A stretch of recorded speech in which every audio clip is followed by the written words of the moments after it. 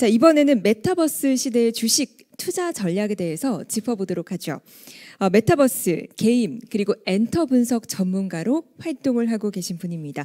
김현용 현대차 수석 연구위원 모시고 이야기 나눠보도록 하겠습니다. 메타버스 시대의 주식 투자 전략에 대해서 말씀 나눠보도록 하겠습니다. 안녕하세요. 네, 안녕하십니까. 네, 안녕하십니까. 네, 반갑습니다. 사실 뭐 주식에 관심 있는 분들은 늘 많이 계시죠. 사실 주식이 트렌드에 좀 민감한 부분이기도 하고요. 메타버스가 갑자기 이렇게 급부상을 하면서 최근에 더 많은 변화가 있을 것 같아요. 맞습니다. 어떠신가요? 일단은 이제 가장 크게 올해 변화했던 점은 3월 달에 이제 로블록스라는 회사가 상장되면서죠. 그래서 전 세계에서 가장 큰 이제 메타버스 플랫폼으로 볼 수 있는 로블록스가 상장하게 되면서 또 그리고 화려하게 데뷔를 함으로써 관련된 그럼 다른 기업들은 뭐가 있을까? 거기에 이제 많은 분들이 궁금해하시고 또 이 로블록스를 비롯한 전체 메타버스 생태계가 비단 게임뿐만 아니라 뭐 이제 엔터 쪽이나 그다음에 유통, 금융, 나아가서는 이제 전시나 컨벤션 업종까지도 사실은 비즈니스 모델 자체를 송두리째 바꿀 수 있는 파급력이 있기 때문에 여기서 또 주식 투자를 또 고려하시는 분들도 있지만 이 안에서 또 사업 기회를 발견하시려고 하는 그런 노력들도 굉장히 많이 포착이 되는 것 같습니다. 새로운 가능성의 시대인 것 같은데 그렇다면 저희는 조금 더 자세한 이야기 나눠보도록 하겠습니다. 부탁드리겠습니다. 네, 감사합니다. 예, 그러면 메타버스 시대의 주식 투자 전략에 대해서 슬라이드 보시면서 말씀을 드리도록 하겠습니다. 일단 이제 산업에 대해서 간단하게 메타버스가 뭔지 그런 것들은 이제 앞에서 또 많이 얘기가 됐을 것 같고요. 저는 이제 밸류체인 그리고 그 안에 어떤 업종들을 주목해서 봐야 되고 그리고 그 안에서 어떤 기업들이 경쟁 우위에 있는지 이런 것들을 중심으로 말씀을 드리도록 하겠습니다. 우선 이 보시는 슬라이드에서 메타버스 생태계 관련된 이제 업종들을 한번 쭉 서플라이 체인을 그려본 것입니다. 그래서 가장 앞단에 있는 게 이제 개발 엔진들이고요. 이 개발 엔진 기업이 이제 유니티와 언리얼 이 두 개 회사가 거의 시장을 양분하고 있고 유니티는 미국에 상장이 되어 있습니다. 그리고 시장 점유율이 약 한 70% 정도 되고 또 언리얼은 이제 여러분들 잘 아시는 포트나이트라는 이제 게임을 만든 에픽 게임즈라는 비상장 회사가 제공하고 있는 자체 솔루션이고요. 그래서 이런 엔진들을 기반으로 해서 여러분들이 잘 아시는 플랫폼들이 도달하게 되고요. 여기서 로블록스와 같은 상장사도 있고 또 마인크래프트나 지금 제페토 같은 비상장 기업들도 있고요. 또 맨 밑에 보시면 호라이즌 최근에 뭐 이제 페이스북이 메타로 이름을 바꿨죠. 메타버스는 아니고 메타로 바꿨는데 그 페이스북에서 자체적으로 개발하고 있는 메타버스 플랫폼이 호라이즌입니다. 그래서 이런 플랫폼들을 통해서 많은 분들이 메타버스 이제 컨텐츠를 이용하게 되는데 그때 이제 활용되는 게 바로 디바이스죠. 디바이스는 지금까지는 이제 이 스마트폰이 가장 대표적이지만 그 외에도 오큘러스 페이스북의 자회사인 오큘러스가 하고 있는 그런 이제 VR 기기, 그다음에 홀로렌즈, 또 AR 글래스 이런 여러 가지 기기의 형태로 지금은 스마트폰뿐이지만 디바이스도 다변화되는 그러니까 디바이스 제조업체들한테도 좀 관심을 가질 필요가 있는 것이고요. 또 메타버스 생태계로 인해서 맨 끝에 보시면 이제 관련받는 산업들입니다. 그래서 가장 크게는 이제 게임 제작사들 그리고 공연 전시 쪽 뭐 기획하는 기업들 그리고 또 메타버스 쪽에 기반 기술을 공급하는 AR, VR 솔루션 업체들 이런 쪽으로 좀 초점이 모아지고 있고 뭐 국내 같은 경우에는 아무래도 플랫폼 회사들이 지금 현재 비상장이다 보니 이런 이제 AR, VR 솔루션 기업들이 주가가 좀 강하게 반등을 하고 있는 상황입니다. 그래서 지금 이제 뭐 메타버스가 왜 중요하고 페이스북이 왜 이름을 바꿨을까? 이름을 바꾸면서까지 메타버스 기업이 되겠다라는 부분을 강조할까라는 걸 생각해 보시면 지금 요 보시는 장표에서 이제 왼쪽 차트 같은 경우가 플랫폼별 일평균 이용 시간입니다. 그래서 이 로블록스가 모든 이용자들이 평균적으로 한 150분 정도를 사용을 하고요. 그 외에 이제 유튜브나 인스타나 페이스북은 로블록스 대비 3분의 1이나 7분의 1 수준밖에 안 된다는 것이죠. 그러니까 역으로 보면은 유튜브에서 하는 동영상 시청, 그 다음에 페이스북이나 인스타에서 하는 SNS 활동들 이런 것들을 친목 도모 이런 부분들을 로블록스 한 곳에서 다 할 수 있기 때문에 굳이 여러 개의 플랫폼을 쓰지 않는다는 겁니다. 그래서 이제 로블록스 쪽으로 이렇게 이용 시간이 집중되고 있고, 그런 부분들이 아직은, 그럼에도 로블록스에 대한 성장 포텐셜이 이제 게임은 시작되었을 뿐이다 라고 말씀드리는 이유가, 이 활성 이용자 수 지표를 보시면 유튜브가 23억 명 가량 되고요, 최근 숫자 기준으로. 그리고 페이스북이 전 세계 인구의 40%에 해당하는 28억 명이 쓰고 있습니다. 반면 로블록스는 아직은 2억 명밖에 쓰지 않는다는 것이죠. 그럼 이 2억 명이 20억 명으로 갈 확률이 저는 높다고 보는 쪽이고, 그러면 그렇게 가는 과정에서 지금의 시가총액 50조 원짜리가 1000조 원을 향해 갈 수도 있다는 겁니다. 다음 보시면 이제 이 여러 가지 큰 산업 규모들 중에서 가장 직접적으로 영향을 받는 부분만 정리한 게 이 한 7가지 정도 분야가 되는 것 같습니다. 그래서 지금 여기서 보고 계시는 산업군들, 광고, 패션, 게임, 엔터, 뭐 쇼핑, 유통, 사실 거의 대부분이죠.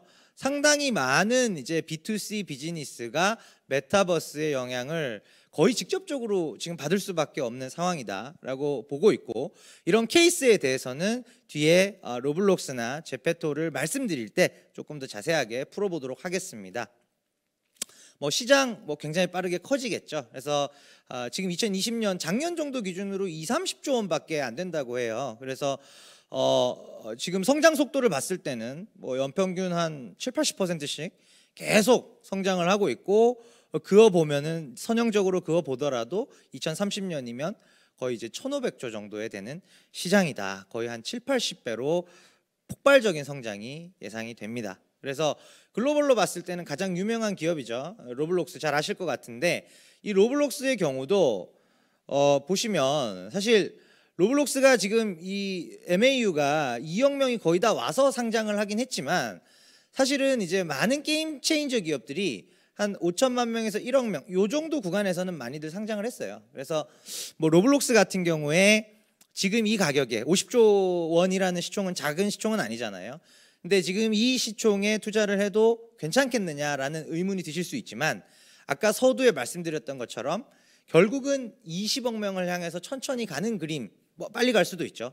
20억 명을 향해서 가는 그림 안에서 경쟁 우위를 확고하게 유지하고 있는 기업이 로블록스다라고 말씀을 드릴 수가 있겠고, DAU 일간 활성 이용자 수를 기준으로 보시더라도 기존에는 북미나 유럽 쪽을 중심으로 지금까지 커왔는데 북미 유럽 비중이 줄어들고 있습니다. 이게 상당히 이제 건전한 흐름이다라고 보시면 될 것 같고, 역으로 아시아 태평양 지역에서 유저들을 늘리면서 회사가 점프업하는, 이게 대부분의 미국 기업들이 이런 경로를 거치면서 뭐 주가나 또 실적이나 결국은 주가가 시가총액이죠. 결과적으로는 좀 이어져 왔었던 그런 전례들을 생각을 해보셨을 때 결국 플랫폼 기업을 투자를 하시는 게 가장 안정적으로 메타버스 산업의 초고성장의 수혜를 받을 수 있는 방법이다, 이렇게 말씀을 드리겠습니다. 뭐 로블록스 지표들은 추후에 참고로 이제 보시면 될 것 같고요. 이게 기존에 게임으로 태동을 해왔는데 지금 여기서 보고 계시는 장표는 로블록스 또한 이 샌드박스류의 게임에서 태동을 해서 여기까지 월 2억 명 가입자까지 왔지만, 여기서 이제 또 경쟁이 치열해지는 것이죠. 일례로 구찌나 디올 같은 럭셔리 브랜드들이 로블록스보다도 제페토를 더 선호합니다. 더 먼저 찾아갔으니까요. 저는 그렇게 판단을 하는데, 이유는 로블록스는 10대 초반의 남성 유저들이 거의 이용자의 대부분입니다. 근데 반면 제페토는 10대 중후반 내지 20대 초반의 여성분들이 주 이용층입니다. 확연히 다르죠. 그래서 제페토는 케이팝과 패션에 기반해서 태동을 했고요, 로블록스는 게임에 기반해서 태동을 했습니다. 그러다 보니까 결국 글로벌 플랫폼으로 가기 위해서는 결국은 다 섭렵을 해야 되는 상황이기 때문에 여기서 이제 로블록스의 고민이 발생을 한 것이고, 보시는 바와 같이 이제 글로벌 아티스트들의 콘서트, 엔터 쪽이죠. 그리고 어떤 뭐 넷플릭스 시리즈의 홍보, 컨텐츠죠. 그러니까 엔터나 컨텐츠나 또 여기 나이키 광고에서도 보여지듯이 스포츠웨어, 뭐 패션, 또 뭐 정치 행사 같은 것들을 유치하기도 했고요. 그래서 뭐 이런 공공의 영역까지도 빠르게 확산을 하고 있는 모습입니다. 지금 로블록스 매출 추이를 보시면 지금 여기 왼쪽 표에서 보시는 바와 같이 뒤에 뭐 주가 측면에서도 한 번 더 말씀드릴 기회가 있겠지만 로블록스가 지금 최근 아직 3분기 실적은 발표를 안 했습니다만 안 했습니다만 최근 이제 2분기 실적 같은 경우에 보시면 매출 성장률이 좀 둔화가 돼 버렸어요. 그래서 이 실적이 나오고 나서 주가가 거의 100불까지 갔었던 게 70불까지 떨어졌었고요. 어떻게 보면 역으로 그때가 기회였었던 거죠. 지금 다시 20% 정도 반등해서 85불 정도에 와 있는데 이런 기업들은 기본적으로 좀 장기적으로 접근을 하시는 게 맞는 것 같습니다. 예, 다음 이제 에픽게임즈고요. 이게 비상장사인데 비상장사 같은 경우에는 이제 뭐 따로 자세하게 말씀은 안 드리려고 했는데 일단 기본적으로 로블록스하고 가장 직접적으로 경쟁하는 이제 글로벌 빅2 기업입니다. 그러다 보니까 제가 좀 더 이제 부연 설명을 드리도록 하겠고요. 에픽 게임즈는 이제 배틀로얄 장르의 슈팅 게임이라고 보시면 됩니다. 근데 이제 그 넷플릭스 같은 경우가 지지난번 실적 발표 때서 OTT 기업이잖아요. 근데 경쟁사를 에픽 게임즈로 지목을 했어요. 그래서 결국은 뭐냐면 G세대, Z세대의 시간을 동영상 스트리밍 업체가 뺏어올 거냐 아니면 메타버스 플랫폼 업체가 뺏어올 거냐, 결국은 이 싸움입니다. 동일하게 주어진 시간을 가지고 누가 먼저 선점을 하느냐의 싸움에서 넷플릭스가 두려워하고 있는 기업은 아마존 프라임 비디오도 아니고 디즈니 플러스도 아니라는 거죠. 그래서 메타버스 플랫폼인 에픽 게임즈를 경쟁사로 이제 지목을 했고요. 에픽 게임즈 같은 경우에는 보시면 두 개의 서버가 있습니다. 게임 서버가 있고 이런 메타버스 서버가 있는데요. 요 파티 로얄이라고 하는 메타버스 서버에 들어가 보시면 요 우상단에서 보시는 것처럼 이제 아티스트 공연들도 있고요. 또 좌하단에 보시는 것처럼 이런 단편 영화제 이런 것들도 개최를 하고 있고요. 그러니까 우리의 삶에서 기존에 우리가 오프라인에서 활동을 했던 것들이잖아요. 콘서트를 관람하고 단편 영화제, 그러니까 영화제를 참관하고 또 여기 이제 우하단에 보시는 부분은 뭐냐면 사회운동입니다. Black Lives Matter 뭐 많이 들어보셨을 텐데요. 흑인 인권 운동과 관련된 그런 토크쇼 같은 것들도 게임 서버의 메타버스 맵에서 진행을 했다라는 것이죠. 그만큼 좀 빠르게 바뀌어가고 있고 이런 부분들이 최근에 에픽 게임즈도 밸류에이션이 비상장사긴 하지만 직전 1년 대비 한 4배 정도 점프업을 하면서 대규모 투자 유치를 통해서 이 파티 로얄 서버를 추가적으로도 키우겠다, 이렇게 지금 얘기를 하고 있는 상황입니다. 다음 페이스북이고요. 페이스북은 뭐 테크 종목 투자하시는 분들은 이제 팡류들 많이 투자를 하고 계실 텐데 페이스북이 유튜브보다도 더 많은 월간 활성 이용자 수를 보유하고 있는 글로벌 최대의 소셜 네트워크라고 보시면 될 것 같습니다. 근데 여기 왼쪽 그림에서 보시면 페이스북은 기본 이제 28억 명 유저를 보유한 페이스북, 그리고 10억 명 초중반 정도의 유저를 보유한 인스타그램, 그리고 이제 왓츠앱 메신저, 페이스북 메신저. 사실 유저 수로만 보면은 무소불위입니다. 압도적인데 이런 페이스북이 왜 메타라는 이름으로 사명도 바꾸고 또 호라이즌이라는 이름의 메타버스 플랫폼을 또 개발을 하고 있느냐. 결국은 아까 제가 서두에 보여드렸던 그 시간, 메타버스 이용자, 로블록스는 하루에 150분 이용하지만 페이스북은 하루에 20분밖에 이용을 안 한다는 겁니다. 그러면은 결국 이제 페이스북에서 하던 20분마저 로블록스로 넘어가면은 페이스북은 빠르게 도태될 수밖에 없거든요. 그런 부분을 보완하기 위해서 후발주자지만 이 호라이즌이라는 메타버스 플랫폼을 VR 기반으로 하고 있어요. 그래서 조금 차별화하는 거죠. 후발주자다 보니까 VR 기반의 메타버스 플랫폼을 개발 중이고, 그리고 이 메타버스 플랫폼도 유니티 엔진을 기반으로 개발이 된 것입니다. 그래서 그 유니티 소프트웨어라고 하는 미국의 상장사는 어떻게 보면은 소위 말하는 꽃놀이패죠. 로블록스가 잘 되든 제페토가 잘 되든 또 호라이즌이 아주 잘 되든지 간에 유니티 소프트웨어는 이들 기업에게 매출을 일으키고 있기 때문에 누가 잘 되든지 이제 좋은 거죠. 그래서 가장 기저에 있는 기술, 즉 엔진 기술을 갖고 있고 또 그마저도 글로벌 70%를 시장 점유를 하고 있기 때문에 이런 유니티 소프트웨어나 또는 플랫폼 1위인 로블록스 이런 쪽으로 양분해서 좀 투자를 고려해 보시는 게 좋을 것 같습니다. 그러니까 페이스북이 지금 개발하고 있는 호라이즌이라는 플랫폼이 대략 요 그림과 같이 생겼습니다. 아직은 이제 뭐 베타 테스트 중이기 때문에 구체적으로 밝혀진 부분은 없습니다만 지금 보시면은 이제 하반신이 없죠. 그래서 이런 특이한 포맷을 가져가고 있고 또 페이스북이 인수해서 자회사로 두고 있는 이제 오큘러스, 그러니까 VR 기기의 글로벌리 압도적인 1위 기업이 페이스북의 자회사이기 때문에 이 오큘러스 VR을 활용해서 메타버스를 만들고 있는 상황이고요. 또 요 우측에 보시는 이 오큘러스 베뉴라고 하는 것도 아직은 서비스 론칭이 되지는 않았지만 상당히 재밌습니다. 예를 들어 이제 내가 EPL 매니아인데 영국에 매번 갈 수는 없잖아요. 근데 이제 이 VR 기기를 쓰면, 페이스북의 VR 기기를 쓰면 EPL을 VR 기기를 통해서 특정 경기를 생중계하는 듯한 체험을 할 수 있는 거죠. 그러니까 이건 메타버스랑은 다르게 어떤 뭐 그런 그래픽 상황이 아니고 리얼타임이죠. 현장을 그대로 체험할 수 있는 그런 경험을 공유하는, 그러니까 스포츠 경기나 콘서트나 이런 쪽에서, 또는 뭐 강연도 있을 수 있겠죠.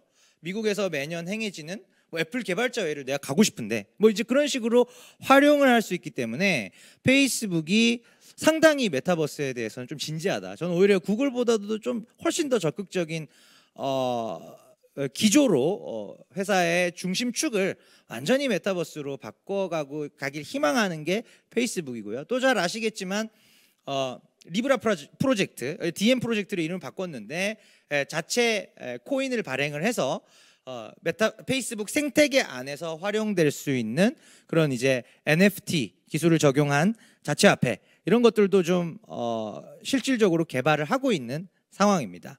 그래서 페이스북이 한동안 좀 지금까지도 조금 잠잠한 상황입니다만 이 호라이즌이라는 메타버스에 대해서 베타 테스트에 들어가 있는 상황이기 때문에 뭐 조만간에 머지않은 시점에 좀 결과물이 나오지 않을까 생각을 하고 있습니다. 다음 이제 아까 말씀드렸던 뭐 계속적으로 언급이 되고 있는 회사죠. 이 유니티 소프트웨어라는 회사가 기반 기술, 즉 엔진을 만드는 기업인데요. 지금 왼쪽의 파이 차트에서도 보시는 바와 같이 시장 점유율이 유니티가 거의 한 70%가 넘습니다. 그리고 이제 언리얼 그 외에 기타 이제 군소 업체들이 있는 상황이고, 특히 이제 1000대 모바일 게임사들을 기준으로 본다면 탑 1000대의 게임사들 기준으로 보면은 시장 점유율이 이제 그 정도로 나타나고 있는 상황이고요. 유니티 같은 경우가 오히려 로블록스보다도 밸류에이션이 더 높습니다. 그러니까 글로벌 투자자들은 로블록스라는 B2C 타입의 플랫폼 기업에 대해서도 매출액 대비 주가 매출액 배수 20배 이상의 높은 멀티플을 허용합니다만, 이 유니티 소프트웨어에 대해서는 말씀드렸듯이 누가 잘 되든지 좋기 때문에, 이들의 기술을 기반으로 하고 있기 때문에 25배 정도, 오히려 로블록스보다 한 25% 정도 프리미엄 밸류를 받고 있다라는 점을 강조를 드리고 싶고요. 기타 플랫폼들은 뭐 이런 게 있다 정도로 보시면 될 것 같고, 더 궁금해하실 이제 국내 쪽 얘기로 넘어가도록 하겠습니다. 지금 이제 네이버 Z라는 네이버의 손자 회사가 있고요. 그 손자 회사가 운영하고 있는 이제 플랫폼이 이제 제페토입니다. 제페토는 2018년 8월 달에 출시가 됐고요. 네이버 소속으로 쭉 서비스를 진행을 해오다가 2020년 4월 달에 분사가 됐죠. 그래서 작년도에 이제 분사가 된 기업으로 보면은 좀 신생 기업입니다. 근데 업력은 18년 8월부터 했으니까 지금 뭐 19, 20, 21 거의 3년 정도 지나고 있는 상황입니다.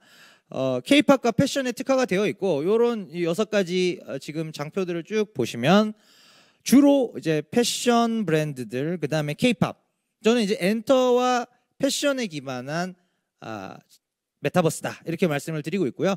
글로벌 탑 10 럭셔리 브랜드 안에서도 탑 5 안쪽으로 들어오죠. 구찌랑 디올 같은 경우가 이미 제페토에 들어가 보시면 콜라보 아이템들, 그러니까 디지털 자산에 대한 그런 소유욕, 이런 것들이 Z세대 분들을 중심으로 굉장히 강해지고 있고, 이런 부분들을 잘 캡처해서 뭐 크리스찬 루브탱이나 나이키, 푸마, 굉장히 많은 브랜드들이 지금 제페토에 입점을 하고 있는 상황입니다. 그러다 보니 또 블랙핑크나 있지 같은 K-팝 아티스트들도 제페토와 협업을 해서 팬덤의 글로벌 확산 이런 부분들을 좀 시도를 하고 있고요.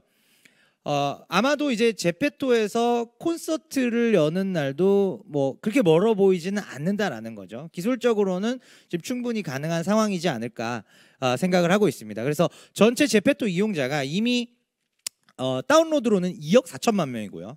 굉장히 큰 숫자입니다. 로블록스가 약 5억에서 6억 명 정도가 다운받은 것으로 추산이 되는 반면 제페토가 2억 4천만 명 정도고, 이용자 수는 이제 로블록스는 2억 명, 6억 다운에 2억 명, 요 비율을 잘 기억해 보십시오. 그리고 제페토 같은 경우는 2억 4천만 다운로드에 지금 1,500만 명 정도 됩니다. 그러니까 10%가 안 되죠. 로블록스는 33% 정도가 다운받으신 분들 중에서 쓰고 계신데 제페토는 그렇지 않다. 이유는 뭘까 생각해 보시면, 일단 로블록스는 이제 미국에서 태동한 플랫폼이어서 미국, 유럽 인구가 뭐 합하면 거의 한 8, 9억 명 되죠. 그 정도 시장에, 선진 시장에 바로 액세스가 가능하다라는 점이 있었고요. 제페토 같은 경우에는 아무래도 로컬 플랫폼에서 좀 태동을 하다 보니까 그런 액세스를 넓혀가는 속도에서 좀 차이가 났었다라고 보여지지만, 구찌 디올이 찾아온 게 불과 이제 올해 7, 8월입니다. 그래서 저는 올해 하반기가 특히 국내 메타버스 어떤 생태계에 있어서는 이제 시작됐다. 예, 그렇게 좀 말씀을 드리고 있고요. 또 우하단에 보시면은 이제 제페토가 게임 쪽도 오픈을 하려고 지금 준비 중입니다. 로블록스 대비 상대적으로 약한 부분이 이제 게임 쪽이죠. 근데 이 게임 쪽이 강화가 된다면, 이 생태계 자체를 오픈하고 유저들이, 그러니까 제페토 크리에이터들이 자유롭게 게임을 써서 올리고 이거를 수익화할 수 있다면, 지금 유저들 1,500만 명은 사실상 거의 대부분 여자분들이거든요. 여성분들이거든요. 여기서 게임을 열면은 일단은 단순하게 봤을 때 거의 더블업은 가능하다는 거죠. 3천만 명이 되더라도 2억 4천만 대비 15%밖에 안 됩니다. 여전히 어떤 그 활성 이용자 비율에서는 추가적으로 상향의 여지가 있다라는 것이고요. 제가 자꾸 로블록스랑 비교해서 말씀을 드리는 이유가, 제페토나 또는 SK텔레콤의 이프랜드나 이런 플랫폼들을 평가하는 데 있어서 가장 기준점이 되고 있는 게 지금 이제 로블록스이기 때문에, 로블록스의 시가총액 한 5, 60조 정도 되겠죠. 그것과 네이버, 제페토, 또 뭐 그것과 이프랜드 이런 식으로 비교를 해보시면, 국내 플랫폼이 이 정도 이상까지 왔구나. 그런데 이런 국내 플랫폼에 관련 기술, AR 솔루션이나 VR 솔루션을 공급하는 코스닥 상장사들의 밸류는 이 정도가 적합하겠구나. 이런 것들을 좀 감을 잡으시면 좋을 것 같아서 제가 이제 글로벌 1위 기업하고 계속적으로 좀 비교 설명을 드리고 있는 상황입니다. 그래서 지금 이제 제페토에서 쭉 진행했던 행사 이력들을 쭉 보시면, 요거는 이제 요 뒤에 그림을 보시면서 말씀을 드리는 게 더 편하실 것 같아요. 기존에 앞에서 보셨던 게 엔터와 패션 쪽에 포커싱이 돼 있었다면, 비교적 최근에는 이런 오토메이커들, 그리고 유통 쪽, CU가 이제 제페토랑 협업을 해서 지금 2개의 점포를 메타버스에 입점을 했고요. 그 안에서 이제 실제로 어떤 이제 쿠폰의 형태로 구매도 이루어질 수 있고, 또 이벤트로 쿠폰을 받을 수도 있고요. 할인 쿠폰 같은 것들, 그런 식으로 기업의 어떤 마케팅 창구로도 역할을 할 수 있고, 특히 G세대양, Z세대양 유저들 향으로 그런 어떤 마케팅 창구로도 활용되는 부분이 또 가장 클 것 같아요. 그리고 이런 생태계 자체가 많이 조성이 되면은 저 안에서도 또 광고를 받을 수 있는 거죠. 내가 트래픽이 매일같이 한 50만 명 정도 나오는 맵을 소유하고 있는데, 이 안에 내 맵에 들어오는 그 내 트래픽에 참여하는 유저들의 어떤 그 성향, 남잔지 여잔지 또는 연령대, 뭐 사는 곳, 그 데모그래픽스에 맞는 광고주가 나를 먼저 찾아와서 그렇게 이제 광고를 하고, 당연히 이제 크리에이터와 플랫폼이 쉐어를 하는 그런 구조로 이제 산업의 어떤 모습들이 좀 많이 바뀌어 가고 있는 상황인 것 같고요. 또 이런 기업단에서의 움직임뿐만 아니라 공공의 영역에서도 변화들이 나오고 있는 것입니다. 그래서 지금 뭐 이런 이제 경기도 같은 이제 지방자치단체에서 이런 행사들을 진행을 하기도 했고요. 또 금융권 같은 경우가 특히 이런 이제 메이저 시중은행들의 어떤 이미지가 굉장히 좀 딱딱하고 느리게 변화하는 이미지를 좀 전형적으로 갖고 있다 보니 그래서 또 카카오뱅크가 상장했을 때 열광을 했던 부분도 있지 않습니까? 그래서 이제 은행들이 이미지를 좀 쇄신, 좀 더 영하게 어필을 하기 위해서 메타버스 플랫폼과의 협업을 강화하고 있고 이런 일련의 이벤트들이 다 네이버 Z의 매출로 인식이 되는 겁니다. 기업형 스폰서 광고의 매출로 인식이 되고요.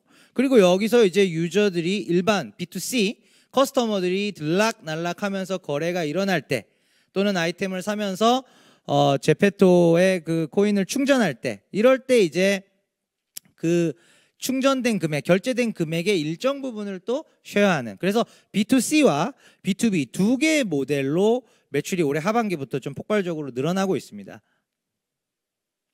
사실 이 제페토 네이버가 워낙 덩치가 크고 70조에 가까운 시가총액인데 제페토의 가치를 제가 한 2조 원 정도로 추정을 하고 있거든요. 뭐 2조는 작은 숫자는 아닙니다만 네이버라는 기업 안에서는 사실 제페토가 뭐 아무리 좋아진들 뭔가 보이겠어? 또는 이제 제페토가 정말로 2조 원 정도의 가치가 있는 것인가에 대한 의구심이 이제 많으실 텐데요. 이런 장표들보다도 제가 더 명확하게 클리어한 이제 어떻게 보면은 증거물이라고 할까요? 그게 나왔죠. 그게 지난 주말에 투자 유치 소식이었습니다. 제페토는 불과 1년 전만 하더라도 기업 가치 1,500억 원 요 정도 가치의 투자 유치를 받았었습니다. 근데 1년이 지난 10월 중순쯤에 소프트뱅크로부터 기업 가치 최소 1조 원 이상의 밸류의 지금 투자 유치가 일어난 것이죠. 그러면 1,500억 대비 약 7배 정도의 기업 가치가 불과 1년 만에 좀 상승을 한 것으로 확인이 됩니다. 그래서 이 메타버스 플랫폼 쪽은 항상 선행 지표를 먼저 보셔야 된다는 겁니다. 그래서 누적 다운로드가 엄청 늘어나네? 그러면 이 다운로드가 어떤 이벤트를 계기로 활성 이용자로 연결이 되겠구나. 그리고 그 활성 이용자들이 엄청 많아졌네? 그럼 이제 여기서 또 어떤 계기로 결제가 이루어진다면 이게 매출로 연결이 되고 또 매출이 비용을 커버하고도 남는 수준까지 상승을 할 때 그제서야 사실 이익이 나는 구조거든요. 그래서 이런 기업들은 이런 메타버스 플랫폼이나 생태계에 있는 기업들은 오히려 어설프게 흑자나면 주가가 빠집니다. 그래서 항상 보셔야 되는 것들은 이제 선행 지표 그리고 매출이 발생하기 시작한 기업들은 탑라인 즉 매출액의 성장성이 훨씬 더 중요하다. 그래서 주가 매출액 배수로 이런 신산업들 같은 경우에는 가치 평가를 하고 있는 상황이다라는 점을 다시 한번 좀 강조를 드리겠고요. SK텔레콤 같은 경우에는 지금 이제 분할을 하죠. 지금 거래 정지 중인데 뭐 텔레콤 안에서도 사실 뭐 워낙 미미하기 때문에 이 이프렌드라는 플랫폼이 있다 정도만 알고 계시면 좋을 것 같고요. 왜냐하면 제페토 입장에서는 아직은 미약합니다만 잠재적인 이제 경쟁자가 될 수 있기 때문에 그러하고요.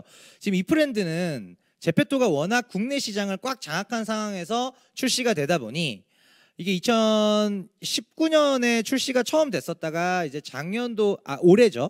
올해 이제 대대적인 리뉴얼을 통해서 이프렌드로서 이제 탄생을 한 상황입니다. 그러다 보니까 이제 좀 차별화를 어떻게 했냐면 여기 이제 오른쪽 그림에서 보시는 것처럼 이 행사 모임 기능 쪽을 좀 많이 특화를 해서 애초에 태동하는 시점부터 한 번에 130명까지 온라인 공간 안에서 모일 수가 있고 또 그 모임의 공간들도 18종의 가상 테마 공간을 만들어서 사실은 이제 굉장히 좀 화려하게 리뉴얼해서 좀 데뷔를 한 케이스예요. 그래서 전시나 행사, 컨벤션 이런 쪽의 수요에 좀 특화가 되어 있고 그러다 보니 보시면 이런 류의 이벤트들을 좀 많이 하고 있습니다. 그래서 지금 이제 SK텔레콤도 분할 이후에 보면은 그 SK스퀘어랑 SK텔레콤 두 개로 쪼개지는데요. 이 메타버스 플랫폼 이프렌드는 기존 SK텔레콤 존속법인에 남게 됩니다. 그래서 존속법인 입장에서 그럼 이제 통신 빼고 뭐가 있느냐 아무것도 없는 거 아니냐라고 보실 수가 있겠으나 실질적으로는 요 메타버스 플랫폼 이프렌드하고 또 구독 사업 T 우주 패스라고 많이들 접해 보셨을 겁니다. 그래서 그 두 가지가 이제 새로운 성장 동인으로 사용이 될 것 같고요.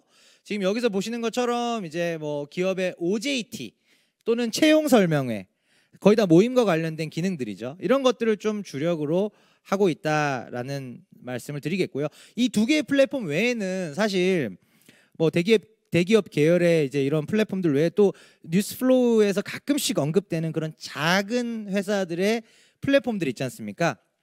그런 데는 이제 정말 테마성이고 크게 염두에 두시지 않으셔도 좋을 것 같습니다. 그래서 이제 요 메타버스 관련 기업들, 그럼 메타버스 쪽에 어떤 국내 코스피나 코스닥 주식시장에서 주가가 움직일 만한 그런 종목들이 뭐가 있었겠느냐 따지고 보면은 지금 AR, VR 기업이 가장 대표적으로 수혜주로 언급이 되면서 올랐고요. 그리고 나서 이제 메타버스 게임 소프트웨어를 만들 수 있는 기업들, 그러니까 AR, VR이 먼저 움직였죠. 상반기에 한번 움직였고 지금 다시 오르고 있고요. 근데 상반기 때는 안 움직였다가 지금 메타버스 테마를 다시 타는 게 게임입니다. 그래서 게임 같은 경우 이제 뭐 펄어비스의 도깨비나 또는 이제 일본 주식이긴 합니다만 넥슨의 뭐 프로젝트 MOD나 또 최근에 넷마블이 메타버스 자회사를 설립을 했고 카카오 엔터로부터 투자 유치를 받았습니다. 그만큼 이제 게임사들의 메타버스 진출이 공격적으로 나오면서 다시 제2의 수혜주다. 이렇게 이제 같이 가는 그림이고요. 이 AR, VR 기업들, 뭐 국내 4사 가장 대표적인데 자이언트 스텝을 포함해서 한 4개 정도 기업, 그리고 이제 게임 기업들 언급된 부분들에 대한 그런 투자 전략과 관련해서는 뒤에 전략 파트에서 조금 더 자세하게 설명을 드리도록 하겠습니다. 이 부분을 이제 좀 이따 자세히 말씀을 드리고요. 지금 일단은 주가 동향을 보시면 이게 지금 상장할 때 보시면 이제 45불 정도가 IPO 공모가였는데요. 보시는 것처럼 이제 뭐 공모가 대비 한 50% 정도 떠서 쭉 시작을 했고 100불을 터치한 이래 70불까지 빠졌다가 다시 올랐습니다. 그래서 사실 이런 기업들은 제가 말씀드리고 싶은 부분은 이 회사가 게임 체인저가 될 수 있겠는가? 지금 현재 시점에서 이게 확신이라는 거는 주식시장에서 확신이라는 거는 사실 굉장히 가져가기 힘든 부분입니다만 그럼에도 불구하고 지금 전체 시장 메타버스와 관련된 트래픽에 한 30-40%를 이 단일 기업인 로블록스가 점유하고 있다라고 생각이 되고요. 또 어플리케이션 중에서도 어떤 유저들의 로열티가 가장 높은 게임에 기반하고 있기 때문에 저는 가능성은 굉장히 높다고 봅니다. 그래서 이런 기업들은 정말로 이게 참 어려운 일이지만 적립식으로 꾸준히 모아가는 그런 정도의 컨셉으로 보셔야 되는 상황인 것 같아요. 그래서 제가 항상 예시를 들어드리는 종목들이 있습니다. 그게 뭐냐면 뭐 넷플릭스, 테슬라, 애플, 그리고 잘 모르시겠지만 이제 인투이티브 서지컬 뭐 이런 기업들이 있어요. 이게 다 지금 글로벌 게임 체인저 기업들인데 만약에 넷플릭스가 2003년에 상장됐는데 뭐 2010년, 11년에 그러니까 제가 역으로 보자면 뭐 2003년도에 저도 몰랐어요. 그런 부분을 말씀드리는 게 아니라 넷플릭스가 한국에 진출했던 2016년에만 들고 있었어도 또 애플 아이폰 3GS나 4를 우리 한국 사람들도 2009년, 10년에 다 쓰셨잖아요. 그때만 애플을 샀었어도 이제 가령 이제 이런 가정을 해볼 수가 있다는 것이죠. 그러니까 결국 로블록스도 우리가 지금 알았잖아요. 비교적 상장하고 얼마 되지 않은 시점에 지금 안 상태이기 때문에 여기서부터는 이제 이 로블록스가 얼마만큼 글로벌 시장을 잠식하면서 갈 수 있겠느냐를 체크하며 가는 것이지 이거에 대해서 나는 뭐 이런 고성장 고평가되어 있는 기업은 빠질 때까지 기다리겠다 이런 거는 사실 조금 맞지 않는 접근법이 아닌가 생각이 들고요. 그리고 또 뭐 더 잘 아시겠지만 로블록스나 유니티 소프트웨어 저는 글로벌 기업 중에는 그 2개 정도가 보시면 다음 이제 유니티 소프트웨어가 나오는데요. 조금 이제 비중을 쪼개서 같이 들고 있으면 더 좋을 것 같은 게 이 2 기업들입니다. 그래서 하나는 플랫폼 1위, 그리고 하나는 기반 기술 엔진에서 압도적 1위이기 때문에 이 2개 기업의 해외 주식 쪽 비중은 조금 쪼개 두시면 저는 뭐 좋은 결과가 있지 않을까 그렇게 이제 생각을 하고요. 아까 말씀드렸다시피 지금 유니티 소프트웨어가 로블록스보다도 밸류에이션은 더 높은 상황입니다. 그리고 이제 비상장 쪽에서 봤을 때 이 로블록스가 지금 2021년도에 공모가 이제 공모가 기준으로 시가총액 30조 원 정도에 이제 상장이 되긴 했는데요. 그 1년 전이 5조 정도였고요. 또 그로부터 1년 전은 3조밖에 시총이 되지 않았었다는 겁니다.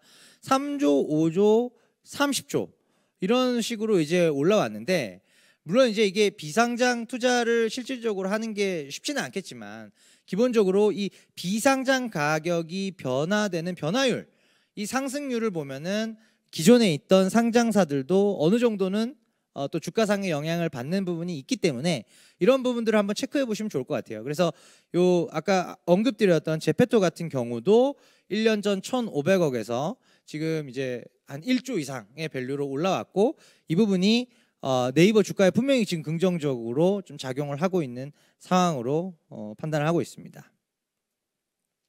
다음 이제 국내 기업들이고요.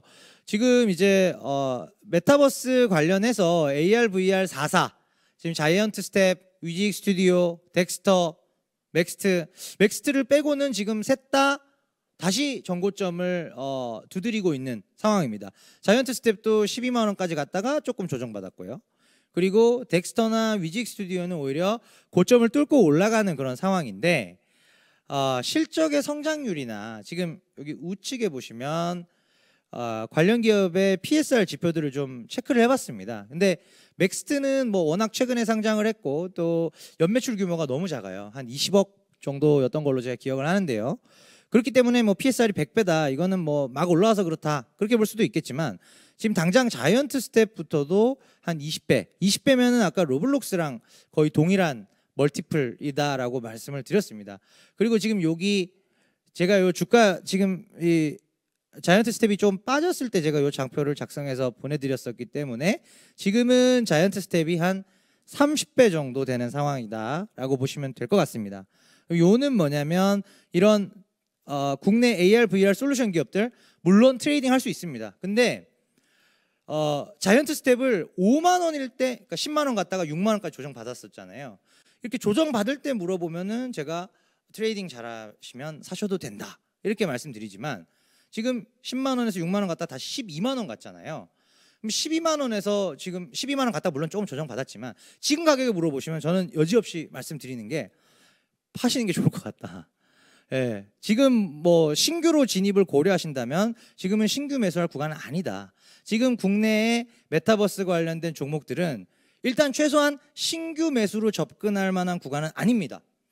게임 같은 경우도 지금 펄어비스나 뭐 예를 들어 이제 메타버스와 비슷한 인접 산업인 NFT 테마를 타고 있는 위메이드나 이런 기업들 물어보시면 지금 주가에서는 절대 신규 진입하는 영역은 아니다. 그만큼 밸류에이션이 지금 고평가가 되어 있다라는 부분을 좀 말씀을 드리고 싶고요. 그래서 전반적으로 이 메타버스와 관련된 투자 전략을 한 번 더 정리를 해드리자면, 일단 제페토나 이프랜드 같은 국내 플랫폼, 똘똘한 플랫폼 기업들이 지금 비상장인 상태이기 때문에 상장으로 접근을 한다면 지금 단일 사업 기업인 로블록스와 유니티 소프트웨어를 전체 메타버스 투자 자금의 한 뭐 70% 이상은 이 해외 두 기업에 쪼개는 비율은 이제 투자자 여러분들의 마음대로겠죠. 그래서 뭐 반반도 좋을 것 같고, 뭐 로블록스를 나는 조금 더 사겠다, 그런 건 오케이고요.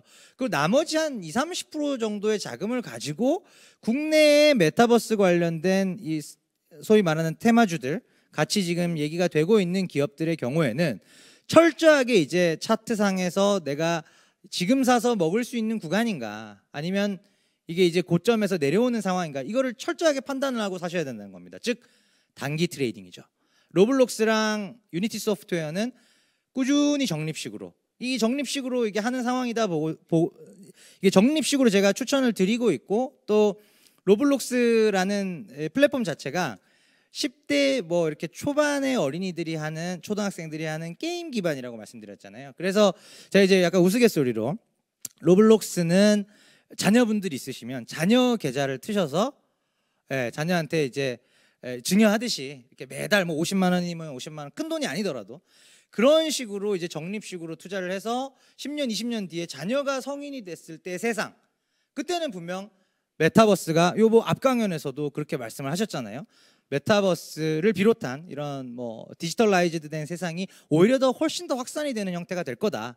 그 부분에 저도 격하게 공감을 하기 때문에 그런 식의 어떤 투자 접근으로 접근을 하시면 좋은 결과가 있을 것이라고 생각이 됩니다. 예, 뭐 긴 시간 경청해 주셔서 감사드립니다. 네. 네, 고맙습니다. 자, 뒤쪽에 있는 자리로 오시겠습니다. 자, 이쪽에 앉아주시고요. 와, 정말 열정적으로 강연을 또 수고해 주셨는데 네. 지금 귀를 쫑긋하고 듣고 계시는 분들도 많이 계실 것 같아요. 네네. 자, 저희가 사실 요즘 워낙에 많은 것들이 빠르게 변화하다 보니까 네. 어떻게 하면 내가 좀 잘 투자를 할 수 있을까? 어떻게 하면 내가 좀 앞으로 좀 계획을 잘 세울 수 있을까? 많은 네네. 분들께서 좀 혼란스러워하실 것 같아요. 네네. 이 분들을 위해서 저희가 질의응답을 하나씩 진행을 해보면서 네네. 조금 더 자세하게 이야기 나눠보도록 하겠습니다. 네. 자, 질문 보여주시죠. 네, 메타버스에 투자하기는 아직 조금 이른 시기인 것 같은데 어느 정도 비율로 투자에 접근하는 게 좋을까요? 라는 질문이었어요. 그렇죠. 그래서 아까 메타버스 투자 자금이 정해졌을 때는 제가 비중을 말씀을 드렸고요. 마지막에. 네. 전체 내가 투자할 수 있는 파이 중에서 메타버스 쪽에 얼마나 비중을 실으면 좋겠느냐 이 질문으로 제가 이해를 했는데 저는 우선 한 20에서 30% 선 정도는 해야 되지 않을까. 네. 네네. 그러니까 적지 않은 비중입니다. 그렇죠. 그리고 네. 조금 이른, 그러니까 20에서 30%라는 게 조금 장기적으로 내가 적립식으로 해도 되는 자금. 예. 보통 이제 주가 변동성이 이렇게 커지고 뭐 코인이나 주식이나 이런 게 급등하는 구간에서는 사실 적립식으로 잘 못하게 되거든요. 네, 맞아요. 예. 종목 분산도 힘들고요. 맞아요. 보통 예, 그런 장색깔이기 때문에 이제 투자 자금의 그래도 한 20-30%는 적립식으로 메타버스 서플라이 체인에 똘똘한 기업들을 이제 모아가시는 게 좋을 것 같고 네. 시점에 대해서는 저는 이른 시기는 없는 것 같아요. 어. 왜냐면 아까도 말씀드렸다시피 제가 2016년에 넷플릭스 주식을 저 혼자 들고 있었다고 생각을 해보시면 네. 한국 분들 지금 국내 환경에서 그때 당시에 저는 16년 1월에 론칭 되자마자 제가 한 달 그 무료 체험을 써보면서 네. 아 이런 거구나. 근데 아무도 안 쓰시더라고요. 그때는 그랬죠. 예, 그때 네. 제가 주식을 들고 물론 저도 없었는데 들고 있었으면 예, 그런 가정이죠. 아. 빠른 시기란 건 없는 것 같아요. 맞아요. 그리고 인투이티브 서지컬 같은 그런 회사들도 네. 이 로보틱 서저리 회사거든요. 네네네. 그러니까 이게 글로벌리 이 게임 체인저라고 하죠. 완전 기존의 게임을 송두리째 바꿀 만한 산업이라면 그리고 그 산업에서 1등을 하고 있는 기업이라면 네네네. 근데 거기서도 의심의 여지를 두면서 투자를 주저한다. 그러면 사실 주식보다는 다른 금융상품이 맞겠죠. 아, 그렇구나. 과감하게 그렇죠. 네네. 과감하게 투자는 하시되 사실은 이제 이렇게 팔로우업은 해야 네. 되는 그런 게 저는 좀 더 적합하지 않을까 생각합니다. 오늘 알려주셨던 내용들을 좀 토대로 네. 공부 열심히 한번 해보시고요. 네. 투자를 하실 때는 과감하게 한번 투자도 해보시고 네. 또 조금 이른 시기라기보다는 시기라는 게 정해져 있지 않기 때문에 네. 네, 적절한 투자 시기를 보셔서 또 예. 투자하시면 좋을 것 같습니다. 네. 자, 저희가 다음 질문 하나 보면서 조금 더 자세하게 이야기 나눠보도록 할게요. 메타버스와 가장 직접적으로 관련된 그 분야, 종목 네. 5가지 정도 5가지 정도요. 꼽아달라고. 예. 네, 구체적으로 5가지 콕 말씀해 주셨는데 일단은 이제 뭐 로블록스나 유니티 소프트웨어 이 두 개의 기업이 아주 가장 직접적으로 네. 연관이 되어 있고요. 또 아마도 이제 또 질문의 의도를 본다면 상장사를 말씀을 드려야 될 것 같아요. 아, 그래요. 종목이니까요. 네. 기업이 네, 네. 아니라 종목이니까 상장사를 말씀드려야 될 것 같은데 일단은 이제 그 두 개의 기업이 해외 기업이고요. 네. 국내 기업 중에서는 또 자이언트 스텝 같은 경우가 AR, VR 관련된 기술이나 VFX 쪽에서 좀 독보적인 기술력을 이미 인정받은 바 있기 때문에 자이언트 스텝 말씀드리겠고요. 그리고 또 메타버스랑 직접적으로 관련 있는 종목이 아까 게임 쪽에서는 말씀드렸던 넥슨과 펄어비스 둘 다 상장사입니다. 아, 물론 그래요? 넥슨은 이제 일본 주식이라서 네. 예, 하여튼 뭐 사실 수 있으니까요. 어. 그래서 미국 주식 2개, 일본 주식 하나, 한국 주식 2개. 예, 그렇게 5종목을 말씀드리겠습니다. 추천을 또 네네. 해주셨는데 네. 아마 지금 굉장히 또 열심히 막 생각하고 그렇죠. 계실 것 예, 같아요. 그렇죠. 그래서 이제 뭐 그러면 이제 5개 중에서 네. 뭐가 제일 좋으냐. 그쵸. 예, 그게 또 네. 항상 저희 또 직업적 특성상 탑픽을 항상 물어보세요. 아, 맞아요. 뭐가 제일 좋냐. 뭘 하나 딱 하면 딱 좋을까요? 하나만 꼽으라면은 저는 사실 유니티 소프트웨어를 꼽을 것 같습니다. 아, 예. 그러시구나. 예, 지금 네. 제페토도 또 페이스북도 또 로블록스도 유니티 엔진 기반이거든요. 네. 예, 그래서 소위 말하는 꽃놀이패. 예, 그래서 저는 유니티 소프트웨어가 딱 하나만 할 수 있다면 유니티 소프트웨어를 사두시는 게 그나마 덜 불안해서 덜 자주 보셔도 되는 또 그런 정도로 제가 말씀을 드릴 수가 있을 것 같습니다. 네, 굉장히 또 유용한 정보, 소중한 네. 정보 공유해 주셨는데요. 네. 고맙습니다. 자, 다음 질문 보내주신 분들은 어떤 내용으로 보내주셨을지 만나보도록 하겠습니다. 지금 메타버스에 대한 기대감이 좀 부풀려 있지는 않은지 염려하시는 것 같은데요. 향후 5년 뒤에 그 이상에도 연속성을 가질 수가 있는지, 그리고 메타버스의 정의가 주식시장에서 향후에는 어떻게 변화될 수 있을지 궁금하다고 하셨어요. 질문이 굉장히 많네요. 그렇죠. 네. 일단은 이제 메타버스에 대한 기대감은 뭐 일정 부분 이제 부풀려져 있는 건 맞습니다. 이게 네. 부풀려져 있다는 게 네네. 이게 기본적인 주식시장의 속성입니다. 고성장하는 산업의 초입 구간에서는 언제나 오버슈팅이 나옵니다. 네. 예, 그래서 이게 항상 저런 얘기가 나올 수밖에 없는데 로블록스가 2017년도에 연매출이 500억 원 정도 됐던 기업입니다. 작죠. 근데 18년, 19년, 20년 딱 3년의 시간을 거치면서 매출이 1조 1000억이 됐고요. 오, 3년 만에요. 20배입니다. 와. 정확히는 22배겠죠. 네네. 3년 만에 매출이 22배 뛰는 산업이 과연 뭐가 있을까? 근데 10억에서 220억 된 게 아니잖아요. 500억에서 1조 1000억이 된 거거든요. 네네. 그래서 사실 이제 이런 부분에 있어서 약간의 오버슈팅은 있지만 산업의 성장성을 감안했을 때는 뭐 그러니까 시점을 잘 잡으셔야 되는 거죠. 그래서 제가 적립식이라고 말씀을 드린 거고 네. 이 어떤 오버슈팅에 대한 부분을 좀 염두에 두시려면 2013년인지 4년인지 저도 헷갈리는데 2013년 1분기인가 2분기 때 테슬라가 최초로 분기 영업 흑자 전환을 한 적이 있습니다. 네네. 그날 9시 반 10시 반에 우리 시각으로 장이 시작되는데 50%인가 갭으로 떠서 시작했어요. 역사적 최고가에서 50% 갭으로 떠서 시작했거든요. 네네. 그럼 보통 일반 투자자분들은 특히 개인 투자자분들은 그 가격에 못 삽니다. 예. 10불, 20불, 30불 하다가 갑자기 45불부터 게임이 시작되는데 근데 하여튼 그날부터 이제 지금 뭐 이렇게 된 거죠. 예. 그때 흑자전환 그날부터 그 갭으로 뜬 가운데 구간은 영원히 오지 않았습니다. 그렇구나. 예. 그거 한번 찾아보시면은 제가 말씀드린 거 확인하실 수 있을 거예요. 예, 13년 상반기였던 걸로 제가 기억합니다. 5월 달이었나? 예. 네. 예. 사실 뭐 주식에 대해서 네. 또 관심을 갖고 계신 분들이라면 전망에 대해서 굉장히 궁금한 분들이 네네. 많으실 것 같아요. 근데 네. 제가 말씀 쭉 듣다가 궁금한 게 네. 우리 위원님께서는 아까 네. 넷플릭스를 누구도 관심 있게 보지 않았을 때 그렇죠. 넷플릭스에 네. 투자를 했다라고 네. 하셨는데 투자 안 했습니다. 근데 이제 투자를 했으면 좋았을 좋았을 것이다. 텐데 그럼요. 네, 네. 그런 마음이 들었다라고 네, 하셨는데 네. 이 전망을 보는 어떤 안목이 있으신 것 같아요. 뭐 나름의 노하우가 있으신가요? 뭐 노하우는 없고요. 뭐 노하우라고 한다면 네. 이제 제가 업이 또 그런 뭐 인터넷 게임 엔터 뭐 이런 쪽이잖아요. 뭐 드라마 컨텐츠 네. 많이 봅니다. 아. 뭐 많이 합니다. 뭐 제페토도 뭔지 궁금해서 좀 많이 좀 해보기도 했고요. 네네. 뭐 또 아이템도 충전해보고 항상 또 이게 현지를 통해서 배우는 게 많기 때문에 그런 것들 좀 많이 해보면서 이건 이런 거고 저건 저런 건데 해보니까 이제 제페토 같은 경우에도 제가 막 이거를 주기적으로 충전을 하면서 이렇게 빠져들 만한 건 아니지만 네. 확실히 애들은 좋아하겠다. MZ 세대. MZ 세대. 네. M은 빼셔야 될 것 같습니다. G 세대. 네. 제가 네네. M 세대 분들 싫어한다는 건 아니에요. 저도 M인데요. 이게 MG로 묶어놓으니까 조금 세대가 다른 것 같더라고요. 그래요. 좀 G 세대 분들한테 조금 왜냐면 M 세대인 저는 그렇게 와닿지는 않거든요. 그래서 물론 M 세대 쪽에서 제일 앞인데 아무튼 그렇습니다. 그래서 네. G 세대, Z 세대 향으로 그런 이제 니즈나 이런 것들을 파악하기 위해서는 좀 여러 가지 접해보는.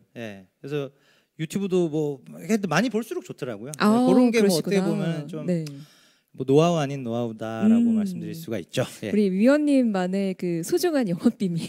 영업 비밀은 아닙니다. 많이 보시면 됩니다. 시간을 많이 투자하시면 네네. 그럼요. 얼마든지 하실 수 있죠. 그렇군요. 여러분이 트렌디한 이런 어떤 그 문화나 산업, 경제 이런 분야에 있어서 어떤 것들이 좀 흘러가고 있는지 트렌드를 좀 눈여겨 보시고요. 직접 경험을 해보실 수 있으면 더욱더 좋겠네요. 노하우를 갖게 되는 방법까지 알려주셨는데, 자, 그럼 저희는 다음 질문 하나 보면서 이야기 나눠보도록 하죠. 질문 보여주시죠. 네, 유니티의 향후 성장성이 매우 높다고는 하나 주가에 이미 선 반영된 게 아닐지 궁금하다라고 하셨는데요. 어떻게 보시나요? 그렇죠. 선반영이 항상 되어 있습니다. 지금 네, 선반영은 기본적으로 되어 있고요. 이 선반영된 예를 들어 PSR이 지금 25배인데 이게 25배가 비싼 것처럼 보여서 이제 팔았는데 이게 30배, 35배를 갈지 아니면 정말 내가 의도한 대로 15배로 내려와서 내가 다시 싸게 살 수 있을지는 아무도 모릅니다. 그렇지 않겠습니까? 그걸 알면은 제가 그냥 집에서 주식만 하겠죠. 돈을 벌면 되니까요. 네. 그래서 사실은 이제 이 부분은 어떻게 보면 예측의 영역은 아닌 것 같고요. 분명 근데 이제 PSR 25배라는 그 절대적인 숫자가 정말 말도 안 되는 숫자냐? 그러면은 뭐 맥스트 같은 국내 기업은 PSR이 100배인데 100배가 넘는데 그러니까 매출에서 이 정도가 설명이 된다라는 것은 저는 PSR 뭐 한 30배, 40배 여기까지도 예. 아마존 같은 경우에도 급격히 성장했었던 구간에서는 PSR이 상당히 높게 나왔었거든요. 예.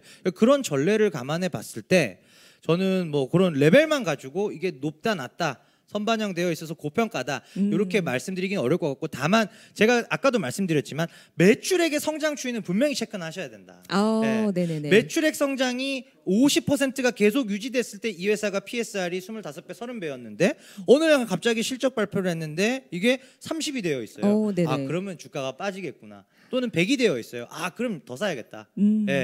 적립식으로 접근을 하시되 그런 비중, 그때 비중에 있어서는 우리가 충분히 변동성을 가져갈 수 있겠다라는 것입니다. 네, 매출액의 성장 추이는 꼭 확인을 하자. 네. 메시지 전달해 주셨고요. 네. 자, 저희 지금 강연 듣다 보니까 정말 많은 분들께서 질문을 남겨주셨어요. 그래서 이어서 또 질문 하나 보면서 이야기 남겨보도록 하겠습니다. 국내 플랫폼 기업이 지금보다 메타버스 산업의 투자와 진출 향후에 더 공격적일 거라고 보시나요? 엄청 공격적일 것 같아요. 그래요? 그러니까 지금 네이버 제페토가 1조 이상의 투자 가치를 인정받으면서 소프트뱅크 비전 펀드로부터 글로벌 그 VC 펀드로부터 대규모 투자 유치를 했거든요. 그럼 이 돈을 가지고 이제 게임 쪽도 오픈하고 또 지금 2억 4천만 다운로드 받으신 분들 중에 1,500만 명만 쓰고 계시고 나머지 2억 2천만 명 안 쓰고 계시잖아요.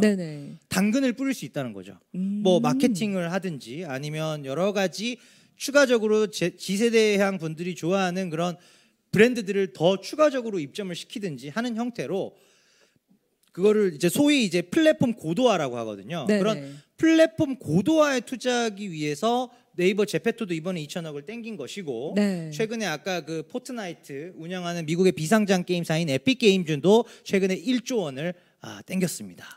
그렇군요. 자금 조달해서 이게 선점을 먼저 하려고 하는 거예요. 왜냐하면 아직까지는 누가 다 선점해서 게임이 끝나버렸네 인 상황이 아니거든요.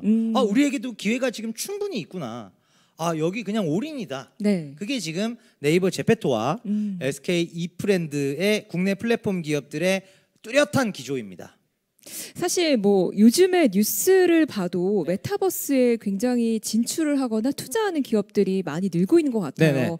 근데 이제 많은 분들께서 보시는 그 각도에서는 메타버스가 유행이 되다 보니까 메타버스에만 너무 매몰되는 거 아닌가 이런 걱정들도 사실 하실 것 같아요. 어떻게 보시나요? 그러니까 일단은 이제 모든 얘기들이 지금 메타버스로 되고 있고 이게 쏠림 현상이 사실은 또 어느 정도 우려가 되는 상황입니다. 그러다 보니까 이제 뭐 신중론도 충분히 이제 나타나고 있는 것인데요. 그래서 제가 아까 좀 말씀드렸던 게 뭐 국내 종목들이나 이런 경우에는 좀 철저하게 단기적으로 저점에서 살 수는 없겠지만 하여튼 사서 이제 먹을 수 있는 가격대면 사시지만 그렇지 않을 경우에는 꼭 참아야 된다. 꼭 참아야 된다. 그런 점에서 지금 신중론이 나오는 부분은 충분히 이해가 되고요.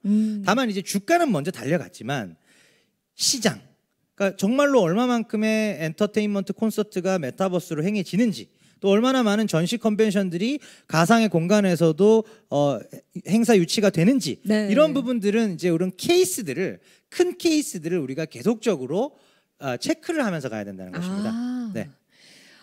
이렇게 사회에서 메타버스를 접목하고 있는 기업들이나 어떤 그 분야에 대해서 네. 이슈들을 좀 체크해 보면서 그쵸. 관망을 하시면서 신중하게 네. 무엇보다 신중하게 하셨으면 좋겠습니다.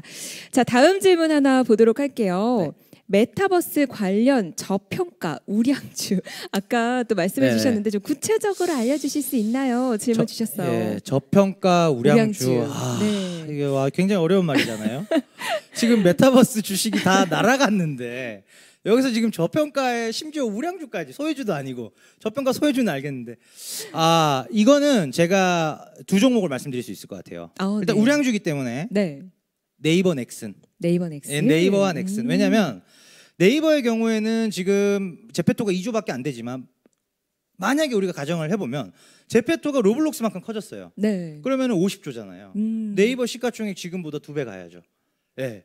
그런 관점에서 뭐 걱정하실 필요 없는 매우 우량주고 이견이 없으실 거고 밸류에이션 멀티플도 이익 대비 한 30배 PER로 30배밖에 안 됩니다. 네. 예, 그래서 네이버 말씀드리고 다음 넥슨 말씀드리는 이유는 넥슨은 지금 메타버스가 없어요. 없기 그래요? 때문에 왜 넥슨이 메타버스 관련주로 잘할 수 있을까요? 근데 넥슨이 보시면은 지금 게임 기업들이 이 밸류에이션이 떨어지고 있는 게임에서 빠르게 다각화하기 위해서 하고 있는 행위들이 메타버스, 그 다음에 컨텐츠와 플랫폼, 네. 그리고 이제 블록체인 기술, 요 세 가지가 대표적입니다.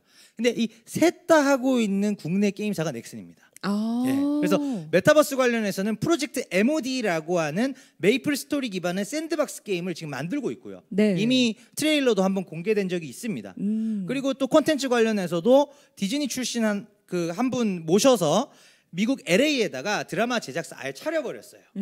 또 블록체인 관련해서도 뭐 암호화폐 투자도 일찌감치 했었잖아요. 네네. 그래서 이제 이런 메타버스를 비롯한 고성장 신산업에 아주 공격적으로 투자하고 있는 국내 게임사가 넥슨입니다. 국내 게임사지만 일본에 상장되어 있긴 하죠. 그래서 이 두 개 기업을 저평가 우량주로 말씀을 저평가와 우량주 모두 충족시키는 거기 때문에 네네. 그걸 잘 생각하셔야 됩니다. 네. 저평가- 불만이 있으실 수도 있지만 네. 저평가 우량주는 참 어려운 굉장히 어렵습니다. 단어인 것 같습니다. 질문 중에 제일 어려웠습니다, 사실. 다음 질문 하나 보도록 네. 할게요. 최근 국내 메타버스 관련 ETF가 많이 출시가 됐는데요. 구성 종목들이 기존 미디어 엔터와는 크게 다르지 않은 것 같습니다. 말씀하신 대로 해외 개별 종목에 투자하는 게 나을지 궁금합니다 하셨어요. 정확한 지적이십니다. 네. 그래서 이게 메타버스와 관련해서 직접적으로 그러니까 뭐 제페토나 이프랜드가 상장이 안 되어 있지 않습니까? 그래서 이제 미디어 엔터 컨텐츠 뭐 게임 뭐 이런 기업들을 대거 편입을 시켜놨는데요. 네네. 뭐 게임으로 아까 말씀드린 넥슨 외에 펄어비스 같은 경우는 아직 게임이 나오지도 않았습니다. 근데 그런 기대감만으로 주가는 미리 선반영해서 가고 있기 때문에 이런 부분에서 이제 ETF를 사신다면은 결국은 올라갈 때는 수익률이 적고, 네. 예, 개별 종목만큼 오르지는 않거든요. 근데 이제 또 빠질 때는 또 하염없이 빠질 수 있는 그런 상황이기 때문에 저는 지금의 어떤 주가 레벨에서 또는 뭐 국내 메타버스 ETF가 메타버스 종목들로 구성되어 있으면 당연히 네. 제가 추천을 드리죠. 뭐 어떤 이런 사대주의 관점이 아니라 메타버스 ETF에 있는 종목들이 네네. 메타버스 종목이 아닌 경우가 많아요. 음. 그러다 보니 저는 저 질문자분의 의도대로 해외 종목에 투자를 하시는 게 훨씬 낫다. 네, 훨씬 낫다라는 말을 제가 감히 드리겠습니다. 그래요. 왜냐하면 제가 언급드린 두 회사가 모두 시가총액 50조, 60조, 40조 정도 되는 아주 큰 글로벌 메이저 기업급들이기 때문에 네네. 국내 메타버스 ETF 안에 있는 종목들보다는 훨씬 더 안정적이고 변동성도 오히려 더 작습니다. 그렇군요. 네. 지금 아마 방송 보고 계시는 분들이 속 시원해, 명쾌하다 하시는 분들 질문이 되게 많으시네요. 근데 계실 것 같아요. 질문이 정말 많으신데, 질문이 너무 많으신데? 네, 오늘 네. 또 네. 귀한 시간 내어주셨으니까 네. 저희 시청자분들께 질문 좀 시원하게 답변해 네, 주시고 알겠습니다. 네네. 가시면 더욱더 좋을 것 같습니다. 알겠습니다. 네. 자, 미국 주식 중에 메타버스 ETF는 어떤 것이 있고 추천하시는 게 있을까요 하셨는데 방금 전에 해외 주식에 투자하는 것도 낫겠습니다라고 말씀 주셔가지고 네. 아마 비슷한 맞습니다. 맥락인 예. 것 같아요. 개별 종목이 나은 걸로 저도 생각이 되고요. 네. 예. 그리고 아까 질문이 하나 더 있으셨던 자, 것 같은데. 마지막 질문 예. 하나 같이 볼까요? 네네. 기왕이면 오늘 네. 다 풀어주고 가시죠. 그럼요. 위드 코로나 시대 메타버스 비즈니스 계속해서 이어할지. 그렇죠. 그러니까 이제 리오픈이 되고 다시 오프라인 환경으로 우리가 점진적으로 가게 됐을 때 네. 그때에도 메타버스 비즈니스가 유효할지 그 질문이신데요. 네네. 굉장히 유효할 것 같습니다. 왜냐하면 네네. 제가 이제 그 슬라이드 장표의 거의 처음 부분에 나왔었던 게 네. 유튜브, 페이스북, 인스타그램에서 하던 행위를 다 대체할 것이다. 그러니까 뭐 그들이 망한다라는 건 아니고요. 네네네. 거기에 있는 활동들을 한 곳에서 할 수 있기 때문에 거기서 쓰는 시간을 짬짬이 모아서 로블록스 한 곳에서 지금 쓰고 있거든요. 네네. 예, 그런 관점에서 봤을 때 이거는 지금 온라인으로 코로나로 인해서 온라인 환경으로 되어버렸기 때문에 메타버스가 온 게 아니에요. 약간 더 속도를 빠르게 해준 측면은 있겠습니다만 네네. 기존의 메타버스 코로나가 있기 전에도 저희가 유튜브를 너무나 많이 활용했었고 맞아요. 네. 페이스북 너무 많이 했고 인스타 친목도 뭐 이런 거 다 했잖아요. 그 플랫폼 자체의 헤게모니에서 SNS나 동영상 OTT나 이런 것들이 메타버스로 빠르게 넘어오고 있다라는 게 핵심입니다. 네네. 그래서 코로나 여부와 리오픈 여부는 사실 속도 조절의 문제지 네네. 방향성의 문제는 전혀 아닌 것 같습니다. 예. 조금 더 빠르게 가속화 오히려 것일 뿐. 어떻게 보면은 그 점화를 네네. 누군가가 점화해주길 바랬는데 이 점화가 돼버린 거죠. 그렇군요. 그렇게 보시면 될 것 같습니다. 저희가 더 모시고 이야기 더 많이 나누고 싶지만 이제 원활한 진행을 위해서 여기서 이제 보내드려야 할 것 같습니다. 네네. 네, 오늘 또 특별한 강연 해주셨는데요. 여러분 다시 한번 감사 인사 부탁드리겠습니다. 고맙습니다. 네, 감사합니다.